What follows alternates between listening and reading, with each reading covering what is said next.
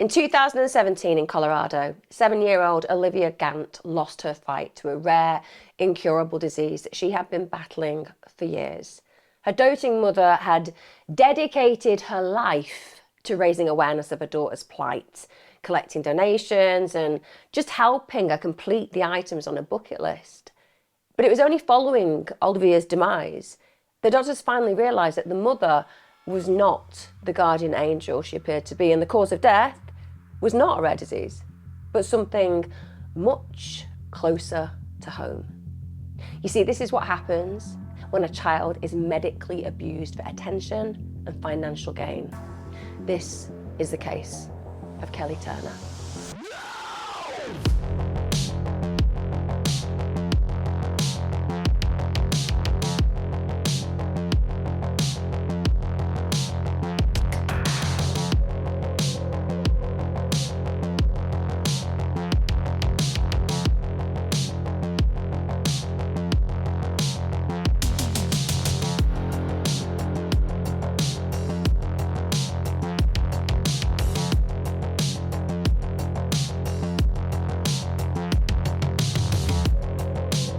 Hi guys, welcome back to my channel.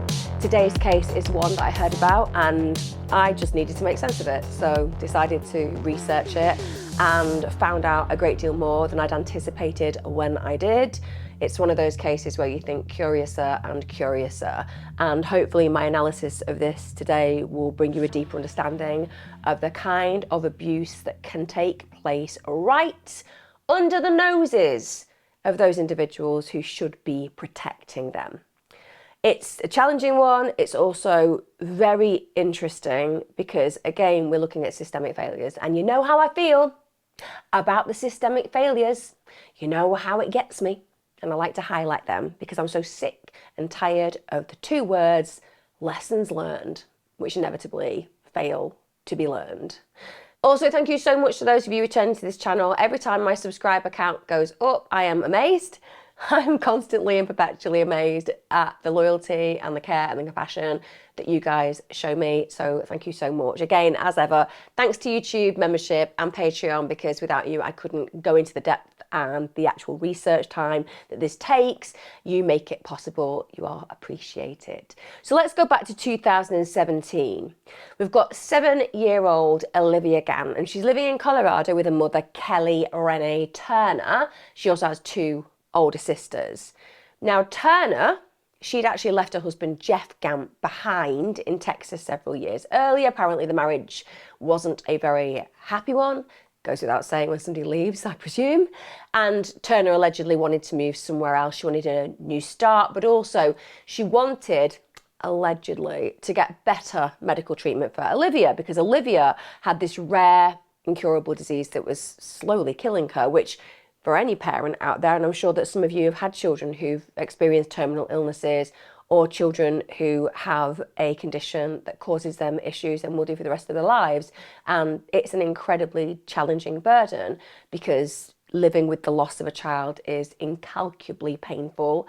And also living with a child in pain when you're a parent and you want to protect them is something incredibly challenging, because you would do anything, including lie down and die, to ensure their happiness and health. So we have every sympathy and empathy with parents who are actually dealing with that on a day-to-day basis. And of course, our sympathy and empathy massively extends to their children who are dealing with that on a daily basis. And particularly when you think about countries unlike the UK, where I live, we have the NHS. It's not incredible as a system. There are problems within it. But for the most part, we are very, very lucky. And if something happens to us, we are given medical care. Yes, we pay for it in our taxes, but you don't necessarily calculate it that way. And the very fact that if something goes wrong with you or your children, you can just walk into any hospital in the UK and receive treatment without then having a massive bill, it's a real privilege. Like I said, every system is imperfect, but in the UK, we are relatively lucky in that way. Now, thankfully, her actual mother apparently doted on her. And even though we're dealing with a system where she has to make sure that they're insured and that they can actually provide care for this very sick child, she also believes that she has the capacity to raise money raise awareness of the plight of this little girl. So she's somebody who's an advocate for ensuring that more funds are being brought in so that this gorgeous little girl, Olivia, can actually receive the treatment. Or so it seemed. So it seemed that we have a mother who's essentially a martyr to her daughter's plight. Now let's just go back a little bit to where this, I suppose, raises its ugly head.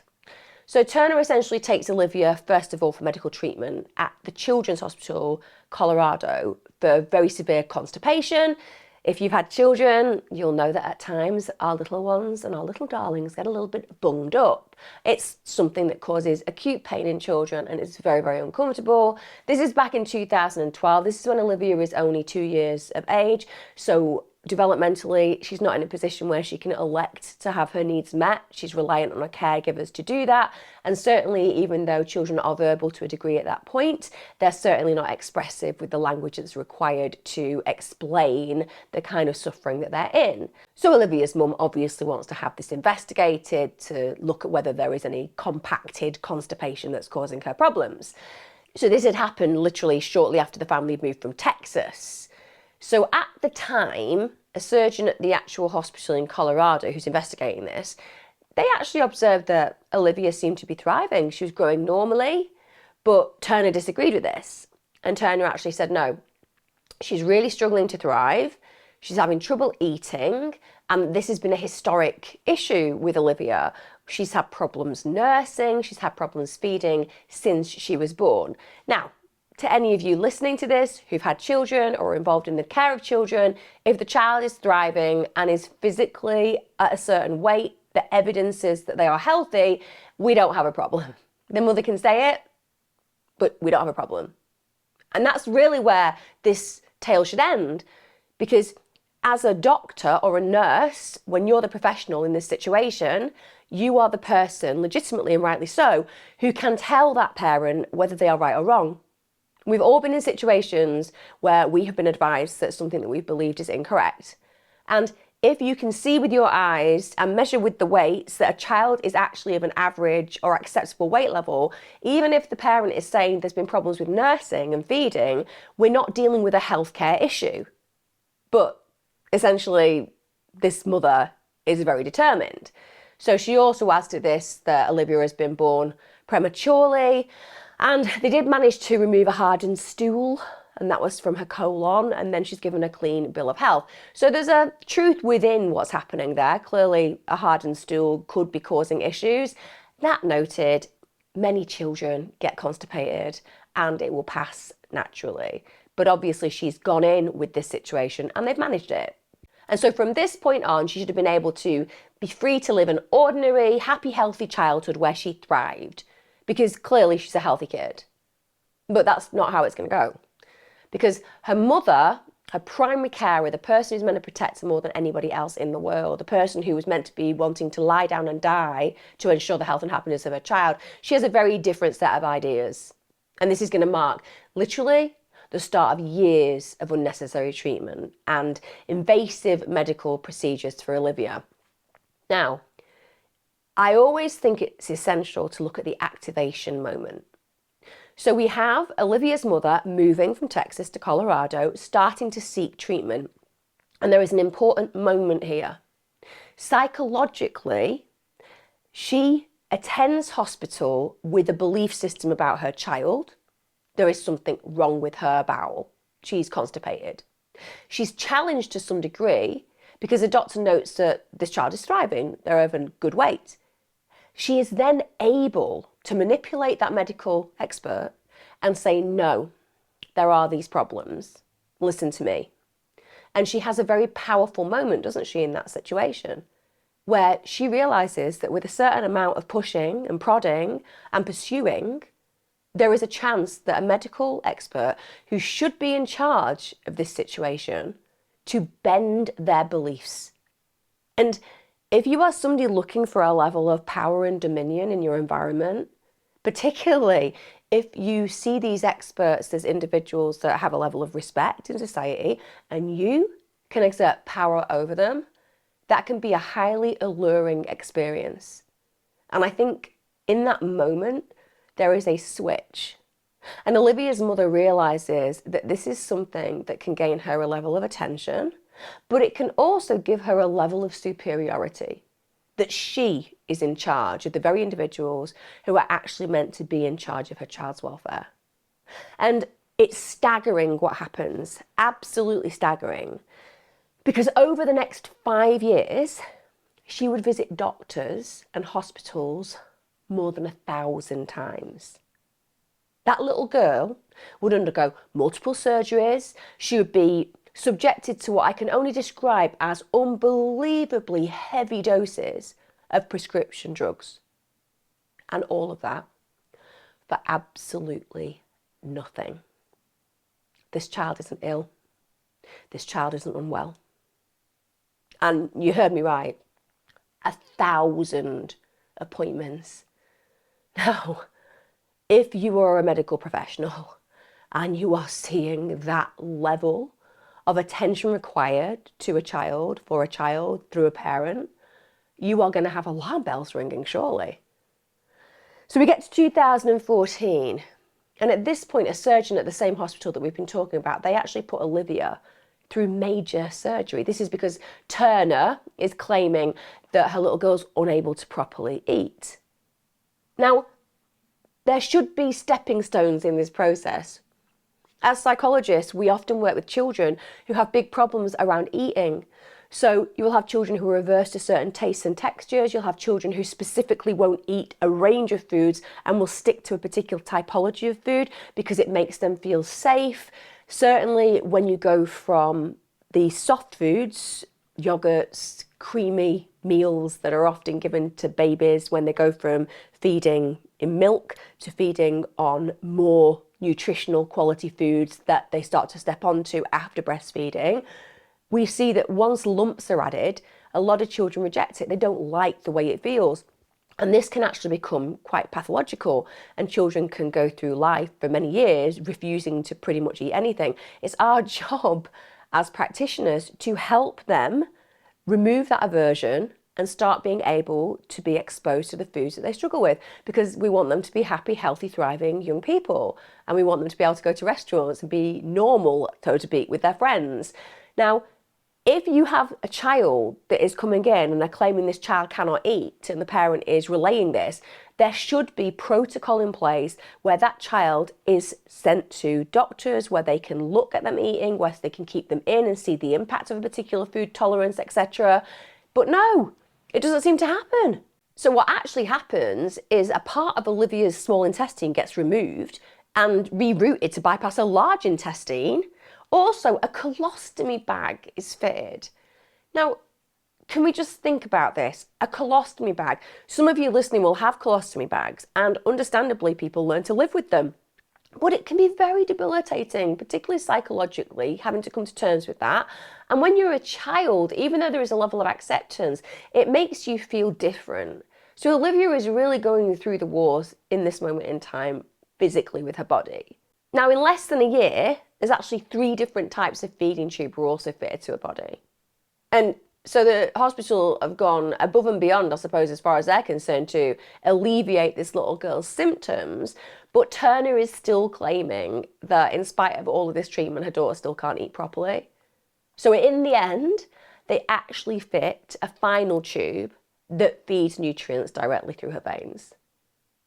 Bear in mind when I'm saying this, this child's fine. This child is perfectly well. She has been exposed to the most serious of surgery. Her life has been pitted with hospital stays, pain, unnecessary treatments, and medical professionals are essentially letting this happen. And that really causes me concern, because there is certainly, to some degree, a financial level of gain when it comes down to operating on children. And it really concerns me that people aren't looking in at this moment in time and saying, this seems to be very much directed by the mother. Maybe we need to review what is really going on here. Now, you won't be surprised that later down the line, it's suspected that Turner suffered from Munchausen's by proxy, aka factitious disorder, which is in this case taking the form of medical abuse. Now, when we use this term, basically we're describing a psychological disorder whereby a caregiver exploits someone in the care, so they'll exaggerate or make up what the victim's symptoms are, what the illnesses are they're suffering from. They'll lie about previous illnesses. They'll often move around lots of doctors because they don't want to be picked up on. And this is very much based, as far as this condition is concerned and the classification for this particular illness is concerned, it's all about their attention-seeking behaviour. They want to satisfy those needs. They want people to notice them. I'm sure a lot of you will be aware of Munchausen Syndrome. It's actually named after a German aristocrat, Freiherr von Munchausen. Now, he fought for the Russian Empire during the Russo-Turkish War of 1735 to 1739. And upon his return to his own country, he kind of became, I suppose, what you describe as a minor celebrity. And essentially part of this was he would just make these outlandish and outrageous claims about his very alleged distinguished military career. And actually a fictional character was created called Baron Munchausen, and that particular character was based on him. But this is kind of why it was given that name. It's because of the outlandish claims that somebody will make, either about their own physical health and wellness or directed towards another individual by proxy. In this case, of course, we're talking about Turner's daughter. I will note that in my field, and in the field of psychiatry, psychology, therapy, even in the medical field, there are a lot of people who don't believe that Munchausen's by proxy or Munchausen's exist. They just believe that there are individuals who are warped in their behaviour, and when it comes to eliciting that behaviour on others, it's just down to them being evil. Everybody has their own mindset on this. I don't know where I am. I'm somewhere on the fence. I certainly think it takes an incredibly evil, heinous human being to harm their child, genuinely. As far as I'm concerned, just because you get another professional to hurt your kid, you're still just a massive abuser, as far as I'm concerned. Turner is obviously very capable at this manipulation. You know, you think about the fact that they've moved to Colorado, that's a telltale sign, because it provided a distance between Olivia and it provided that distance between her and her medical history. As far as the doctors are concerned, when Turner goes into the hospital, they're relying on what her accounts are of Olivia's issues. And of course, these accounts are all fabricated to suit her particular plan. What I'll say is there is a particular thing that she does that doesn't necessarily fit the classification of Munchausen's, just to put that in context. So the belief within Munchausen's is it's very much attentionally based, but most people who fit that paradigm, they're not usually motivated by what would be considered material or financial gain. So they're not in it for the money. But this is where Turner deviates totally from that typical classification of the syndrome, because I would say financial gain was one of her biggest motivations. So she would just literally spend these years fabricating her daughter's illnesses to almost ensure that she's remunerated for doing so. So because she's so active and out there and telling her story about her poor child, she's attracting the sympathy of television networks, media, news stories, and also amazing charitable organisations who obviously have children's needs at their foundation, and they don't want kids to suffer, and they'll do everything they can to bring the light into the lives of these children who are struggling. So to sum up, she basically makes vast sums of cash from her daughter's suffering, which adds another layer, doesn't it, to this kind of malevolence. And when I looked into Turner's background, I was stunned, because she is rotten to the core. She really is. First of all, she is absolutely no stranger to the legal system, but her crimes are horrible. Like, we've all seen individuals, know individuals even within our lives, who've done things wrong when they're younger, and they've found themselves in hot water, and they've been charged, and they might have served some time. But when you look at the type of crime, it's not ideal, but you can kind of feel that it doesn't make them a terrible human being. They went wrong, but at the end of the day, they weren't doing it to really harm others. You know, they might have been motivated by dependency. They might have been motivated in a moment of anger in a situation that is deeply regretful. And you can kind of look at them and see the humanity still. Like I said, you're not going to excuse what they've done, but you can see that there is a human with compassion that still lies within. I don't believe that with this woman. And I'll tell you why. So in 1998, this is in Texas, she was charged with the aggravated sexual assault on a child. Seriously? How is this woman being allowed to birth anyone? If you are charged with the aggravated sexual assault on a child, you should not be allowed anywhere near children, let alone being a mother. Now, she's offered a plea bargain. I don't think that's acceptable when we're talking about a sexual assault on a kid. So she ends up pleading a lesser offence of felony injury to a child. That's what she goes guilty on. Now, that is so different. A felony injury to a child. Where is the sexual assault? Why isn't that in there? Because that would have a whole different outcome for this particular killer that we're talking about today. And it was serious enough for her to go to prison. She served several years in prison. But this means that when she gets out, she's able to just start her own family. And it doesn't end there. I mean, I literally think people like that need to be placed on an island by themselves or surrounded by other not rights. I know that doesn't sound very professional. I don't care. I have a real problem with sexual offenders towards kids. I mean, we all have a problem with sexual offenders towards kids, but I'm just saying, on a professional level, it really triggers me to the point where I lose any sense of professional status and experience and understanding. I just become the adult human who has this hardwired desire to protect the most vulnerable, and I cannot bear it when individuals like this have harmed the people that we should care for most in our world. Also, she has these prior convictions which are really strange. So she'd been convicted of impersonating a medical technician. So she'd basically suggested that she was this emergency medical technician and been caught for that. She'd been done for forgery, probation of violation. So we're talking about a hefty raft of criminal convictions that demonstrate the type of human being that this individual is. She is really not a pro-social individual, and she should not be allowed to have kids. End of. And it feels like all those in the past, they were very obvious because she's caught for them. She's charged with them. She serves time in prison with them. So it's almost as if she develops an understanding that there is an easier way to get the attention and money that she wants without essentially breaking the law in an obvious way where other people can look in and note. And this is where she focuses her criminal behaviour on her youngest daughter.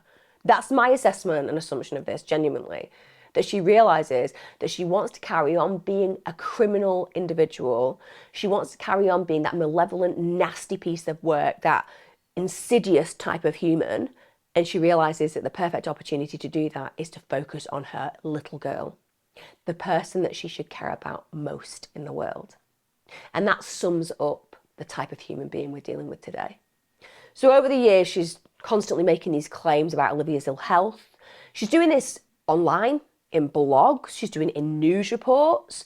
She went ahead and posted pictures of her in a wheelchair at hospital, and she was in a hospital bed just surrounded by Disney toys. So really playing up that my child isn't enjoying their childhood kind of juxtaposition. She also went ahead and was constantly keeping a log and documenting Olivia's decline. So she liked gradually letting people know about how much further her daughter was becoming problematic in her health, and just letting people around her feel that pain. Because the thing about the majority of us and why you're watching today is because we deeply care about children. So when you see somebody describing the decline of a much loved child, it just pulls on your heartstrings hugely, and you want to alleviate some of that. And that's one of the reasons why when we see GoFundMe, we actually put money into them, because we feel moved by an individual's plight. So she's getting all this sympathy, and she'll get it from anywhere that she can. And obviously part of that is that financial incentive that she's looking for. So let's go back to 2011. This is actually when Olivia is just a year old. So it's kind of beginning here. And Turner's blog at this moment in time is describing her little girl as having a misshapen head and a vascular malformation in her brain that could cause seizures, blindness, or an aneurysm. So this is really early on. She's kind of creating and concocting this story and narrative. And then as the years pass, she just adds more and more illnesses. She just constantly upgrades this particular narrative that she's putting out there. And we get to 2015 and suddenly her mother, with no qualifications whatsoever, with absolutely no expertise in this area, she starts saying that there is nothing that could be done for Olivia and it's basically only a matter of time. Now, there is something really deeply concerning about that kind of post. And the reason it's deeply concerning is when you put something out there in public in that way, you are committing to it.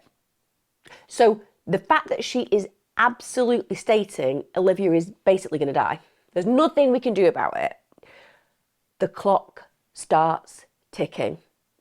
She has absolutely committed to that course of action. And that makes it premeditated. Because this is a woman who has absolutely decided that her daughter needs to die because she wants more drama. She wants more money. She wants more people looking in and feeling sorry for her. And her daughter's just collateral. She's something that can be disregarded. She's just an object for whatever her mother's gain is. And the fact that she's actually written that demonstrates that she is going ahead. She is going to put this plan into action. And of course, the financial motivation is there. She wants to apparently raise money to ease her suffering. She goes ahead and starts the GoFundMe page so people can make donations to help Olivia, so that they can make her life easier, they can help pay for treatments. And at this point on the GoFundMe page, it's astonishing the list of ailments that this child apparently has. Bear in mind, this child is perfectly well. The only thing wrong with this child is a psychopathic, narcissistic bitch of a mother. That's what's wrong with her. That would be the accurate, appropriate diagnosis. But she writes that she's got a tumour, developmental delays, she's got seizures, autism, sensory processing disorder, focal cortical dysplasia, she's got digestive issues, hydrocephalus. She also claimed that she had neurogastrointestinal encephalomyopathy, which is a mouthful, I'm not going to lie, but it's clever because a lot of people are going to be looking in and going, whoa, this is really serious, and have no idea what any of that actually means. But another thing that I think is really important is she's putting this out there. This is literally in the press, it's available online, and I'm thinking to myself, a doctor should be able to see this coming up, local news, in the press, and be reading that list and thinking to themselves, is this accurate? Is this actually historically what we have on record? Because the answer is no, it's not. This is just what mum's dreamt up in her malevolent, dark soul and has put out there. And that particular final problem that I've described, that's meant to be this degenerative mitochondrial disorder, and that would essentially, if you were suffering from it, close down your entire body system at a time. So it's horrendous, it's terminal essentially, and that means again that she's committing to this idea that her daughter's going to die because she's saying this is effectively a death sentence. Now that GoFundMe page, that raised over $20,000 because people are good. People are good. They don't want Olivia to suffer. They want her to have whatever her life is gonna be in those final months, whatever she needs, right? Because people are good. Total juxtaposition from this heinous excuse of a parent. Now bear in mind, Olivia suffered absolutely none of those conditions at all. So those people who were actually donating to Turner because they wanted to help her daughter, they were basically just financially aiding Turner, full stop. It was all for her. And of course, what this also does is mean that it was aiding the horrific abuse, which goes absolutely 100% against why those people were sending that money. It was because they were good human beings, they were compassionate human beings, they were loving human beings. And it must be absolutely horrific for them to know that they were actually aiding and abetting this complete excuse of a human, not just as a mother, but of a human. Now, whenever Olivia goes and sees the doctors, Turner, of course, is excellent at just expressing all her medical history. She can reel it off, can't she? Because this is exactly what she's put her energy into. Her job is to now be superior and more important and more expert than the doctors who are there to protect her child. So it's generally accepted, and I can't believe I'm saying this. I can't believe I'm saying this. It was generally accepted by those doctors, by those medical professionals, that Olivia is literally suffering from this incurable disease, that she has this really rare situation and it's real. Now, this is all coming from Turner, and yet it's being taken seriously, which is harrowing, and also to me, it is almost incalculable to comprehend, because this is not how medical professionals should act. They're the ones in charge. When Olivia gets to 6 years old, she's literally told by her mother, you don't have long to live. Now, I know that every parent has a different way of approaching parenting, and I have never had a terminally ill child, so I am operating from a position of ignorance, and it is only my thoughts about how I would respond and react in that situation. And I don't know, with respect, how I would be, but everything within me is protective when I think about my children, and it will be like that when they're 60 years old if I still have the blessings to be here. If I knew that they were dying as a child, my job would be to encourage them to live every single day. I would want them to feel no fear. I would want them to feel that life was still abundant. I would want to make their dreams come true, but I certainly wouldn't say to them, by the way, you're going to die. Because I don't think that a child needs the burden. That reality may be coming, but first of all, I wouldn't want to give them a time limit. I think psychologically time limits are really damaging, and that's been proven many times in research, that if you give people a particular time frame, unfortunately, many of them will live to that time frame. And I'll give an example. I actually nursed a very long time friend of mine.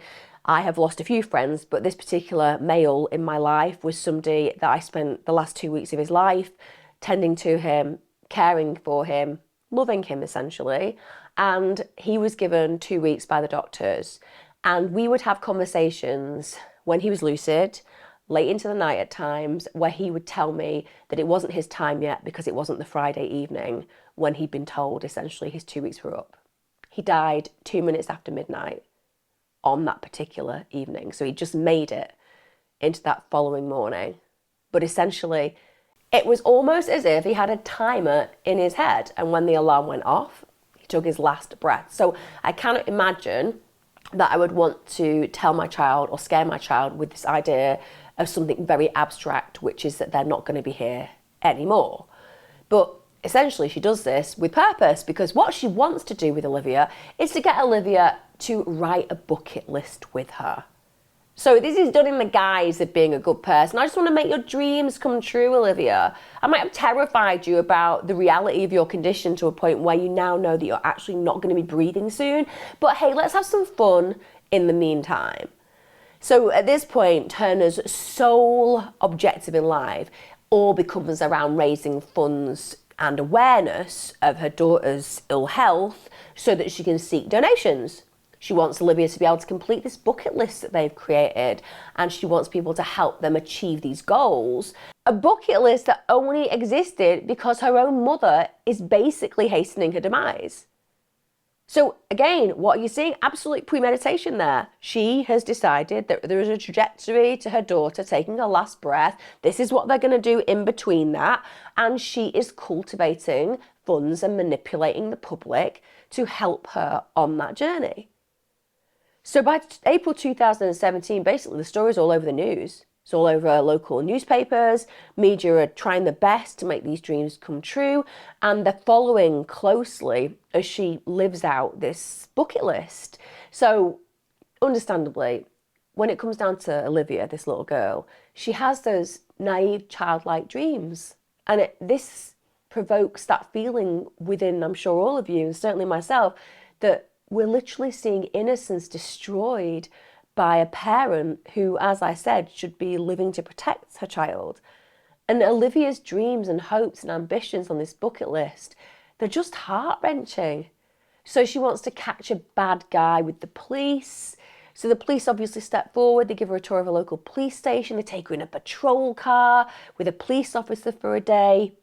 And one of the reasons why she wanted to do that is because she was so familiar with emergency responders because of her mother. You know, they'd been to her home hundreds of times. And so she had this real alliance and affiliation and love towards them to some degree. Also, she expressed that she wanted to be a firefighter. So there's this video of her riding a fire truck and she's standing on a ladder and she's putting out a dumpster fire. So the local community are really stepping forward. They're really trying to make her dreams come true. And a local news station, you know, they're covering this story. So again, that really bothers me because this gives ample opportunity for those involved within the hospital to be alerted to how big this story is becoming and to just do some due diligence. Is this real? Are we hearing the same set of illnesses being described as actually we have accepted exist?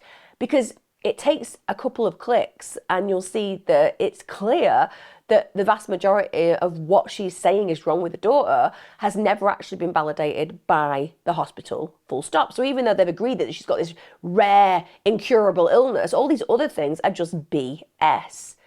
But this is what's happening.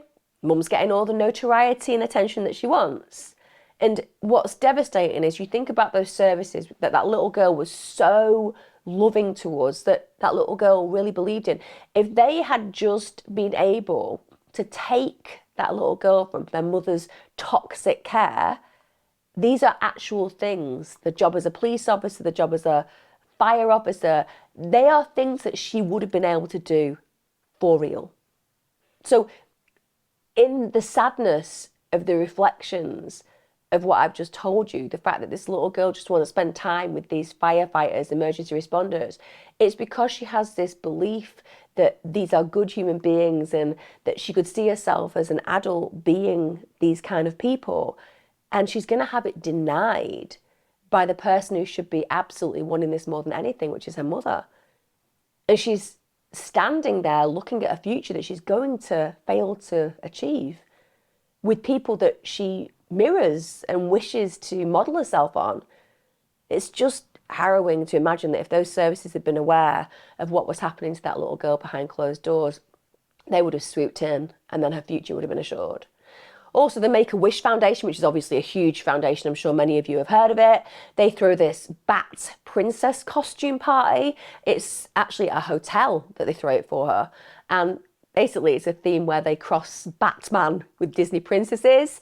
She even got to save a Disney princess whilst dressed as Bat Princess. So again, these good people who create these incredible opportunities for very sick children, they're all invested. And that event cost $11,000. And that's $11,000, don't get me wrong, Olivia deserved every penny of it. But her mother's basically stealing that from children who do need it. Because as we know, Olivia isn't ill at all. You know, in hindsight, it's so tragically ironic that Olivia was at that moment in time indeed dying, but it wasn't down to an incurable disease. It was due to the actions of her abusive, heinous, horrible, prior sex offender mother. Let's just call it as it is. Ain't no plea deal in my videos, you sexual predator towards children. Now somehow, Turner's constantly fooling all these medical professionals, which is unbelievable to me. They basically viewed her as a high maintenance mother. Can we put that into the context? She's difficult. They're dealing with difficult. And instead of thinking, well, maybe we should assert ourselves because we're the experts, she provided them with a resistance that was so big, they were like, well, we could do that. You know, we could be mandated reporters as we are all employed to be. Because if you're working in that field, same with me, you're a mandated reporter. If you've got safeguarding issues about a child, it doesn't matter what your management are saying.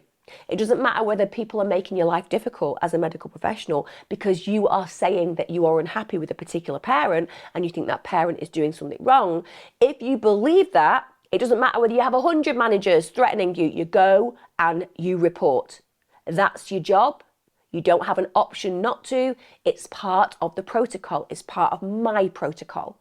But no, they just see her as this high maintenance mother who's problematic, and therefore instead of actually doing what they should have done, she managed instead to convince them to do lots of multiple surgeries on Olivia, to give her Continual prescriptions, and I mean for really powerful drugs, and all of this without any proof of illness whatsoever. She actually even managed to convince them to give her little girl anti-seizure medication, which is Keppra. Now, Keppra causes serious side effects. Serious side effects. Obviously, if you're having really life-threatening seizures, it's important, but when you don't need it, it's tragic to have that put into your system because it'll leave you really weak, it will leave you bedridden, but of course, her mum's not stupid, is she? If she can get that anti-seizure medication, which makes her child look very, very unwell, well, it's a perfect mask, isn't it, for the hideous abuse that's actually taking place. Now, bear in mind that the primary source of all of these ailments that I've been talking about being believed by the doctors, they are always coming from Turner. And it feels like pretty much no doctors question this at all. They just went on with it. They just allowed her to be in control of her daughter's care without any qualifications, without any checks and background history. They just allowed Olivia to be her pawn. We get to July 2017, and this story is unbelievable for me to have to convey. Honestly, it's striking and stunning for all the wrong reasons that I'm going to tell you this next chapter. So at this point, Olivia's only getting about 30% of the nutrition that she requires. Because bear in mind, Turner has actually refused to try any other form of treatment other than that artificial feeding that I talked about before. Now, at this point, Turner goes ahead and decides that she wants to seek a non-resuscitation order. That's right. She actively goes and finds a doctor to basically say that if she stops breathing, if she goes into cardiac arrest, if she goes into decline, which is obviously a physical threat to her life, do not resuscitate her. Now, a regular doctor says, no, I don't feel that your daughter fits that paradigm of possibility at all, so I'm going to refuse that. So Turner just says, okay, fine. Goes and finds an alternative doctor, and she has to go through a few, and then she finds one who's willing to sign the forms. Because, of course, Turner has now cultivated this loving, caring parent who just wants more for her child and doesn't feel that this universe can provide it because she's in such pain. After she gets that doctor to sign that non-resuscitation order, Turner then says, right, I want to withdraw any further medical care. She wants to kill her daughter.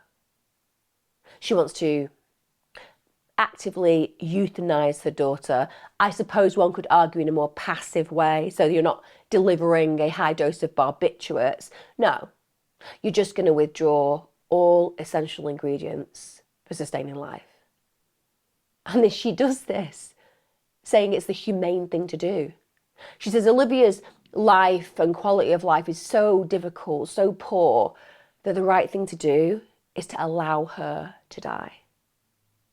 And unbelievably, the doctors were persuaded by Turner to indeed withdraw that life-necessary treatment of food and drink.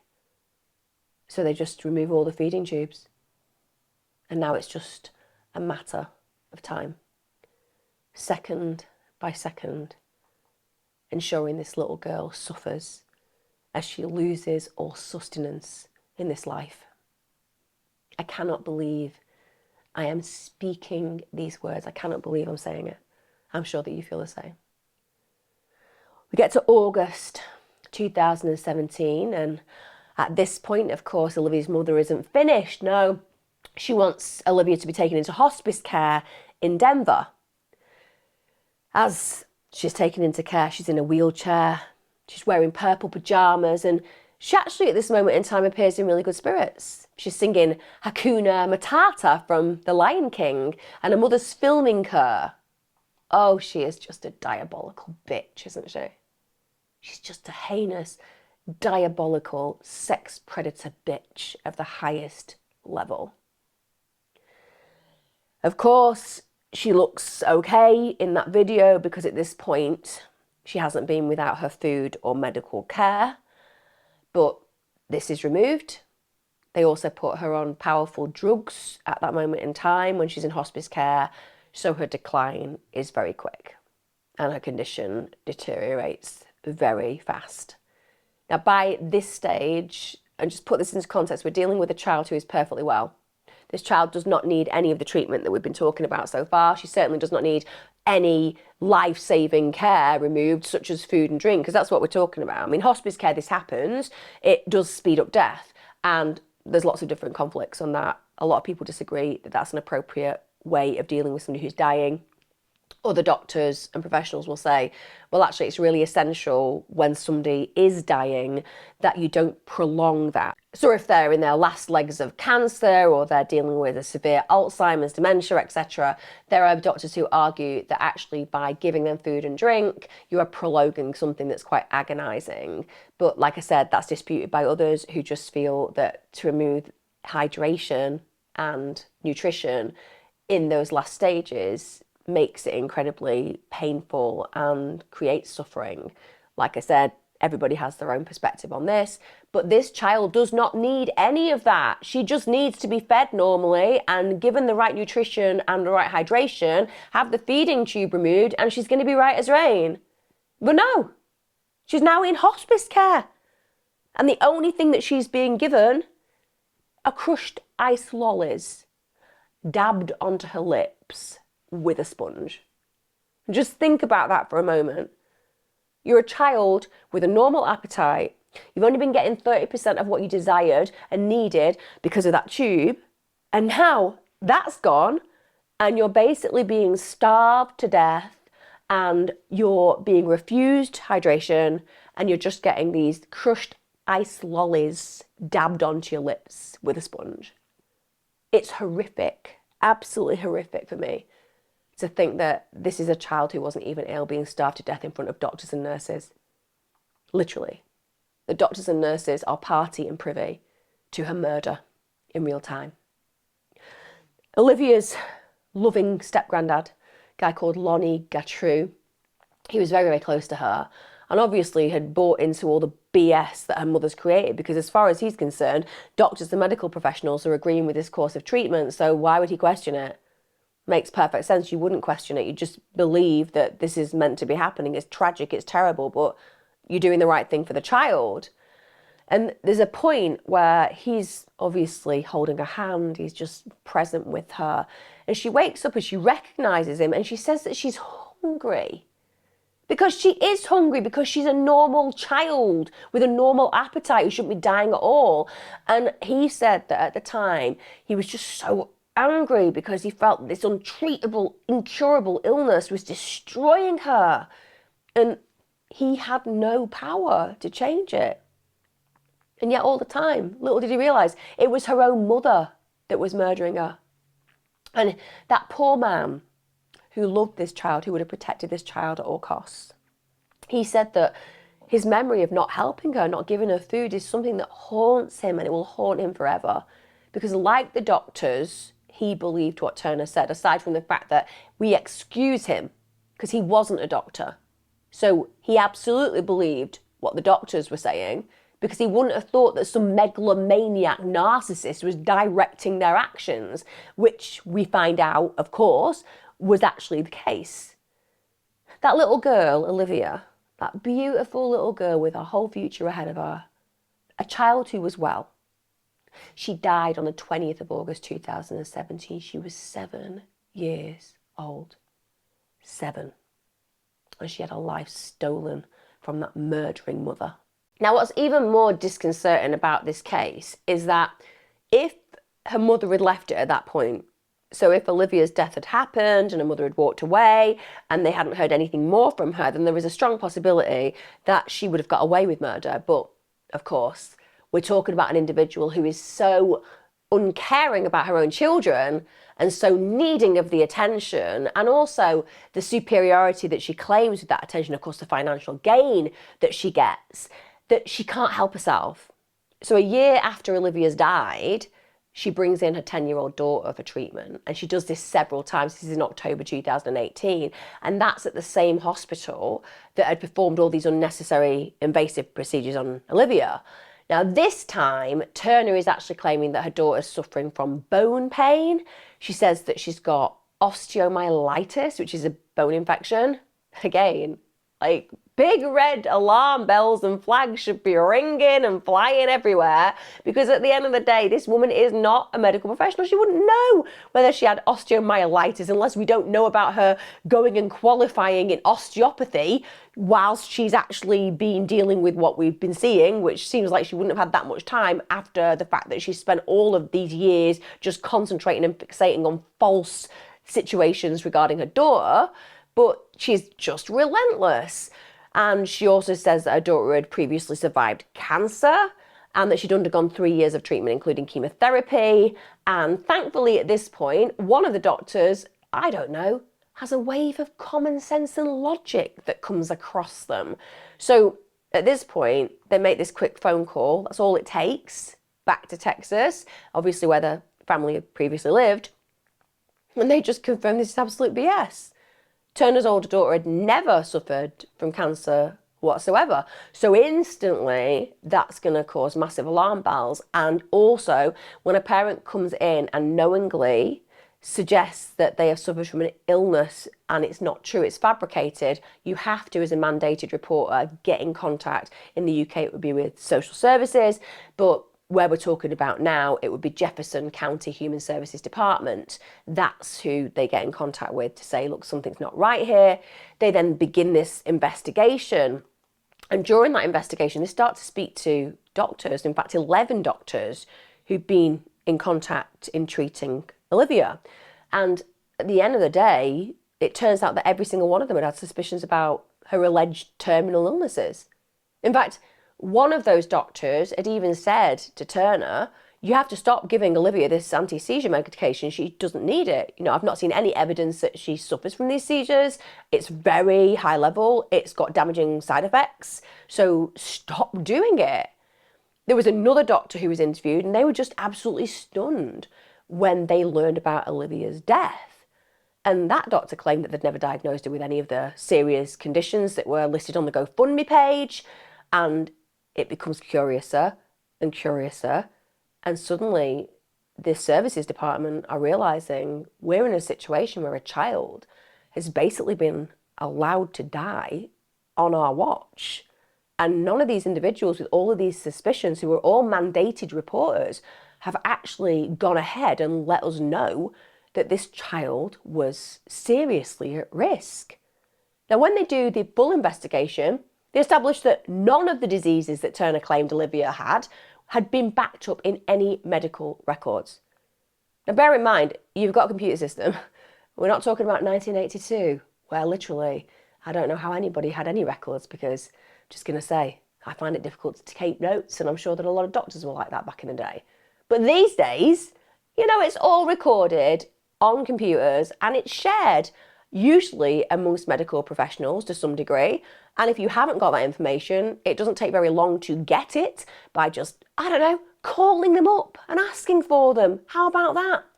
But at the end of the day, this hasn't happened. She's managed to fabricate all this. And when they start to try to put the missing links together, they realise there's just missing links.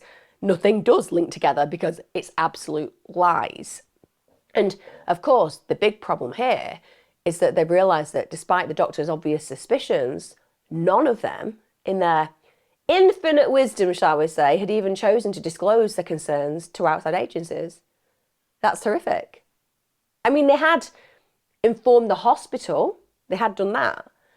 They said that they had particular misgivings about Olivia's mother, but it was as if they'd just dealt with it in their own safeguarding department and never thought to actually inform the agencies that could have made a difference to this child.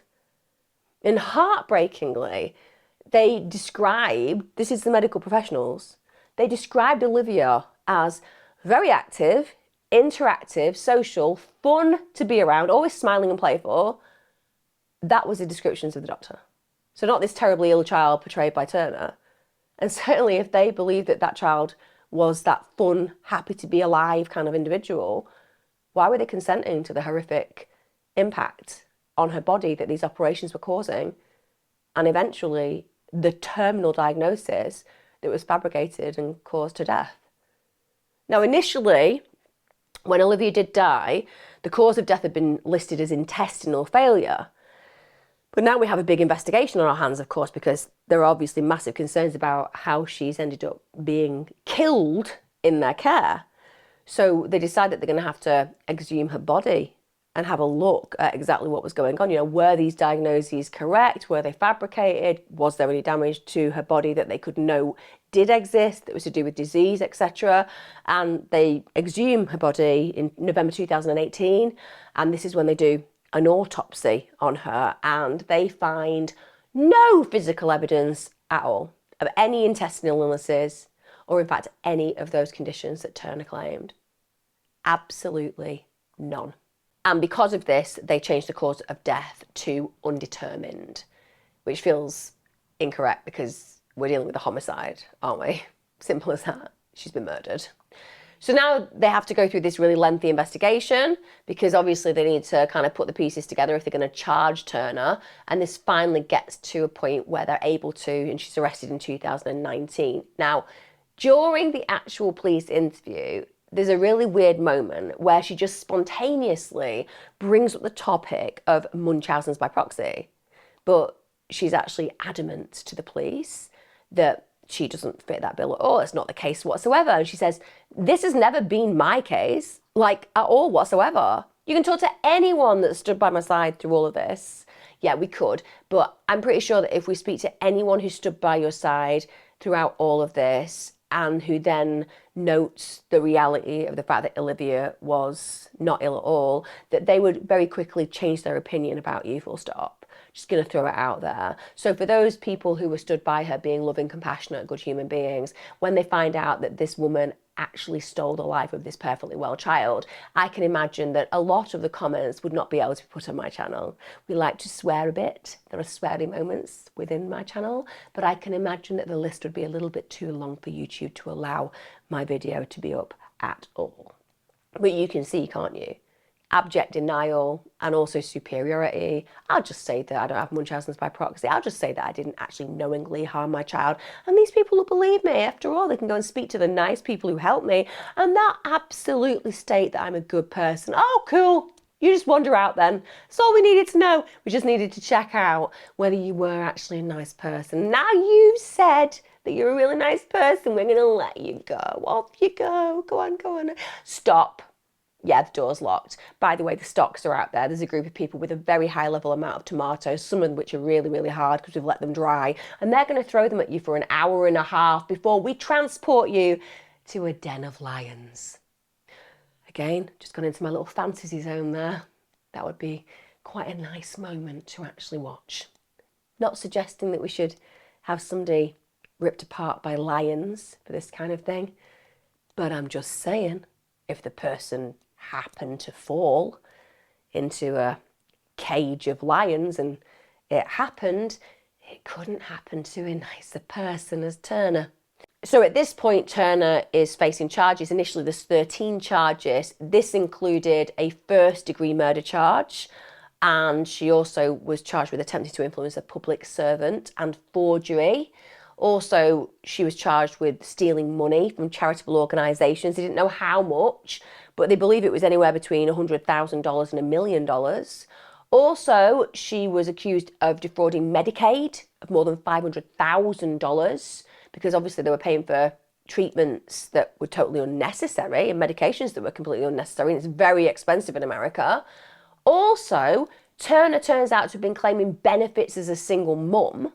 She'd stated that the children's dad, Jeff Gant, was an unemployed, absent dad.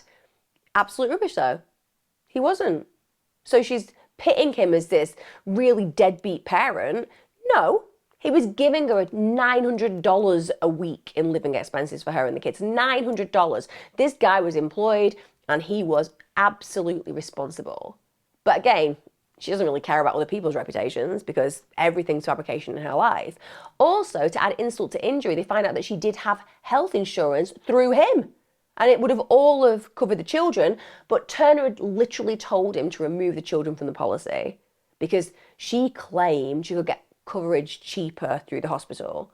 So again, she wants this attention. She wants people to feel sorry for her. And she essentially wants other people to foot the bills because that adds to her manipulation of the situation. She knows that she's been able to calculate and manipulate this situation exactly in the direction that she wants. And that's despicable and adds another layer to the malevolence of personality and psychology within this human being. Now, of course, Turner is bang to rights. Can we all be honest? We can see that the child has had absolutely nothing wrong with them all the way through. So there is no doubt whatsoever that she is completely fabricating. And there is so much evidence that will absolutely stand to that point that she goes, not guilty. I'm not guilty. We literally have it on record that you've been raising money and spending money that was not actually required because your daughter was fine. No, my daughter wasn't fine. She was very, very ill. Yeah, but you aren't a doctor. I'm not a doctor, but all these doctors agreed with me. But that's because you were lying. You were lying. That's why they were agreeing with you. But I'm not the expert. They're the experts, and they were the ones who said it was actually happening, so I'm not really guilty. That's the way she was playing it. Probably not in that voice, but that's the way that she was playing it. It's unbelievable that she chose to go not guilty. It's testament to her narcissism. It's testament to that belief that she's better than everybody else. And hey, she's been able to hoodwink doctors, so why can't she hoodwink a jury, right? At the end of the day, that's going to be something that she, in her bizarre brain, is going to believe possible. So she goes not guilty. And this is after subjecting Olivia to years of unnecessary, frightening, invasive, terrifying medical procedures before basically encouraging others to let her die. And yet she's denying any wrongdoing. Any wrongdoing. In fact, the thing that she says is, look, I haven't done anything wrong. All it is I kind of fabricated a little bit about my older child. Yeah, I did invent the fact that my older child had cancer. I mean, with respect, I don't need any more evidence than that, Turner. The fact that you think that it would be okay to lie about your daughter's cancer diagnosis that's mythical and didn't exist, that says you are a major pathological liar of the greatest proportion. I go back to my theory of lions, dens, and just, I don't know, letting her wander in of her own volition, maybe with a cattle prod or a taser. But arguably, this is all she's going to say that she's done. She said, yeah, I invented my eldest child's cancer, but that's it. And by the way, after her eldest daughter, who's got this bone pain, gets separated from Turner, miraculously she gets well. Yeah, doesn't have any more pain. So Christ only knows what that mother was feeding her child. And clearly she was taking her down the same trajectory that poor Olivia had been down. And thank God, way too late for Olivia, that the doctors actually started to realise what was happening. So then we get to January 2022. This is, bear in mind, almost 5 years after Olivia's death. And I don't know why this happened, and it really frustrates me. But basically, prosecutors allow a plea deal to be offered. So she's able to accept what I think is an unbelievably lenient plea deal. And basically she has to plead guilty to child abuse, she has to plead guilty to charitable theft and fraud, and for that, she gets 16 years. Just let that sink in. She murdered her child slowly after torturing her child her entire life, and for that she gets 16 years. A prior felon of sexual abuse, who was also offered a plea deal there to minimise her actions.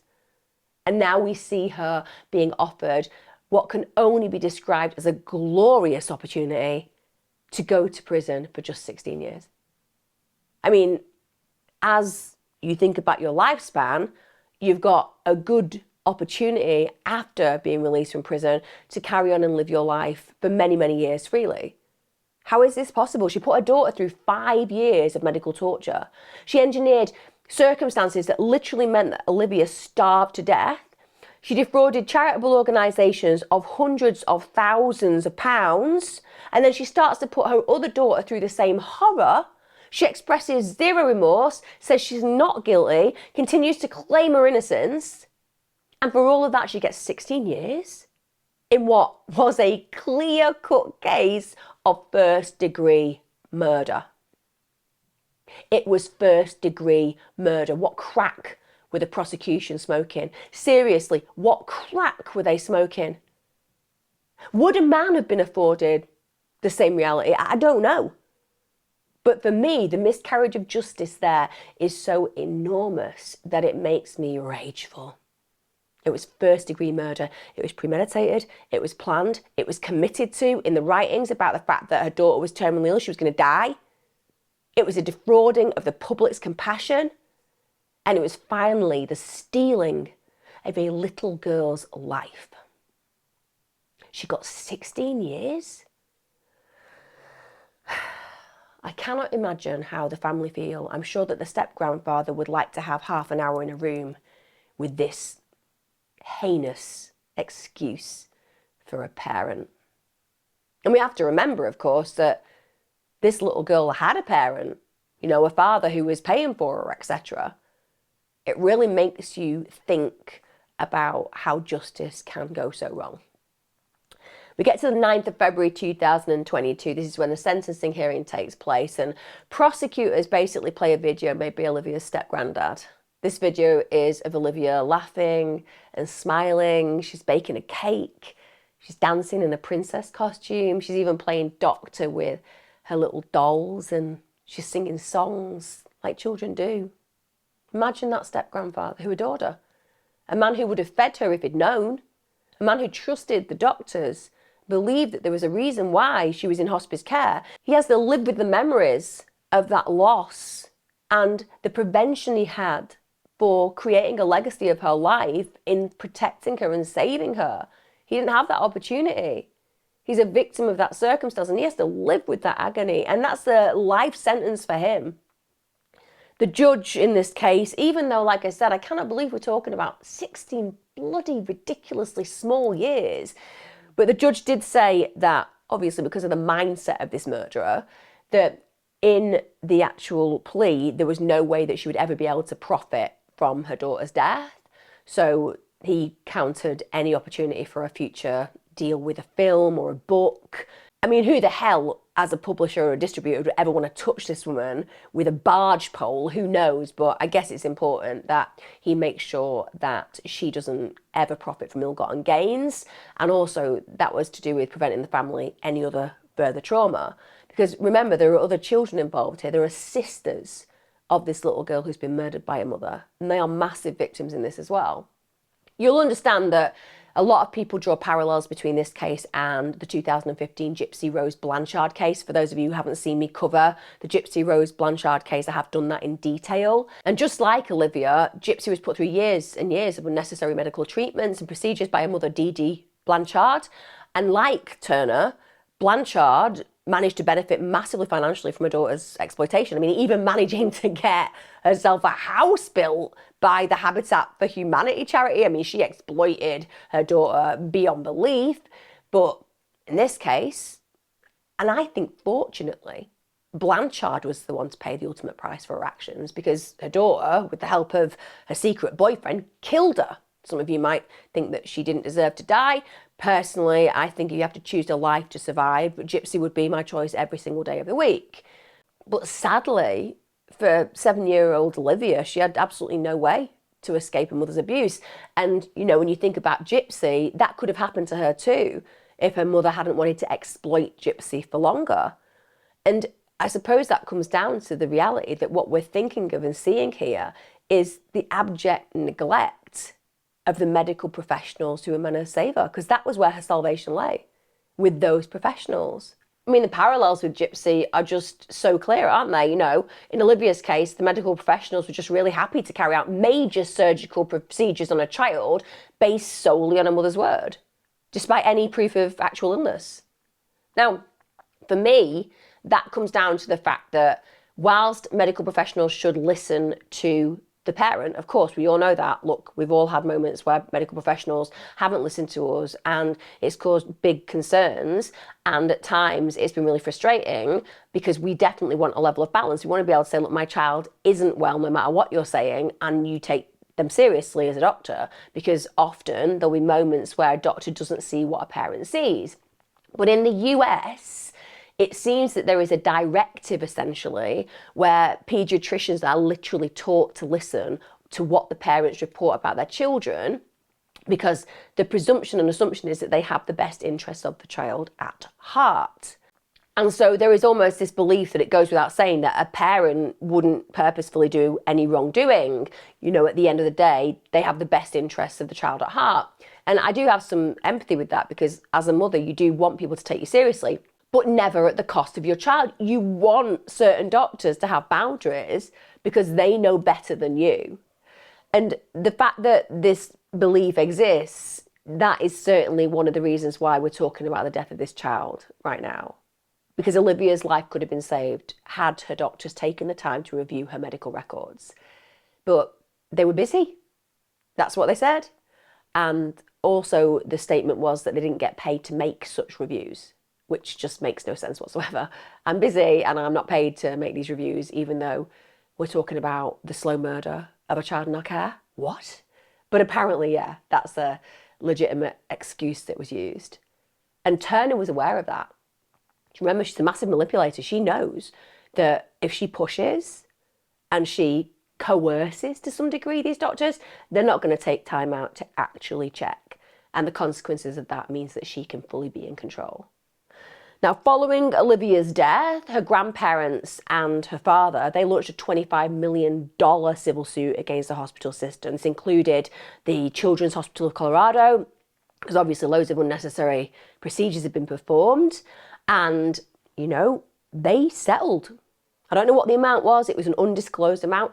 But if they settle, it's because they know that if it went to court, the court is likely to agree with those bringing the case. So again, that absolutely speaks of the guilt the system holds. Now, in the US, it's estimated there are 600 to 1,200 new cases of Munchausen's by proxy every single year. But they believe it's actually more common. It's just that these massive manipulators get better at knowing how to keep their behaviour under the radar. And because of that, this kind of behaviour often goes undetected, which is terrifying. I mean, 600 to 1,200 children, that's a terrifying statistic anyway when you think about what I've talked about today and the dangers of these parents. But the fact that so many will go undetected and unreported, that demonstrates an abject failure on our systems, because it should be relatively obvious when a healthy child in your care is healthy and when a parent is pushing that is incorrect. We should be able to see this. We should be able to know this and note this, because when you look at the amount of appointments, the pushing of narratives about certain problems, the lack of background reality on this, it should be pretty easy to notice when this kind of parent arrives with a child in their care. Like I said, there have been failures throughout this. Mandated reporters don't report to the hospital management, you report to the services that protect children. So every doctor who failed to do that, they are liable within this as well. And I know that doctors are there to serve and protect like our police are, but at the end of the day, when they fail, they fail. This child was murdered. And when it comes down to court, this child was failed. 16 years for a first-degree homicide. It's repulsive. It's offensive. I can only hope that God decides that the best way to treat this woman, this horrific human being, is to maybe give her a taste of what some of these illnesses would be like. I just pray in my heart that karma plays out, because my God, this woman deserves it. Thank you so much for listening to me. Like I said, when I heard about this case, I just wanted to find out more. I wanted to figure out what was the mindset of this mother, where did she come from, was there any prior history, and my God, like I said, no one should give a sex offender a plea deal, ever. They don't deserve it. They need to stand in court and absolutely be tried for their sins. And the truth is, if she had potentially been placed in a situation where she was noted on the sex offenders register, and when people were aware of the kind of horror that she'd inflicted on another child, that hopefully there would have been much more services intervention if she'd gone ahead and had children. But like I said, systemic failures, they just seem to be everywhere, don't they, when it comes down to the most vulnerable individuals who need the most protection in our society. And Olivia is testament to that. This video is absolutely dedicated to Olivia. Wherever you are now, whatever dimension you're flying in, I hope you're surrounded in Disney princesses and every bat superhero outfit that you could ever dream of. And I hope that you get to live your life and your future in paradise, surrounded by beauty and love, something that you were denied by the very person that should have protected you more than anyone else in the world. Take care, guys. Be safe. Let me know your thoughts on this.